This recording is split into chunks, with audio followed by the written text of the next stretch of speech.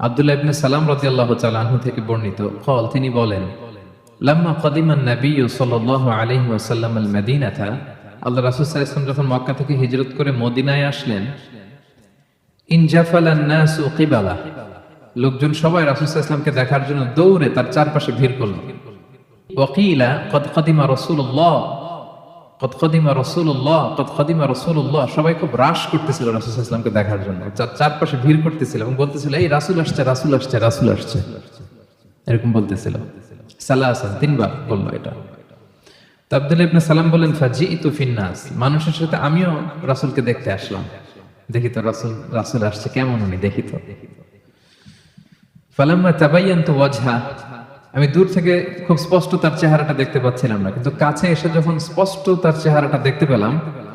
আরাফতু আন্না ওয়াজহাহু লাইসা বিওয়াজহিন কাযাব আমি এটা বুঝতে পারলাম যে এই চেহারা কোনো মিথ্যা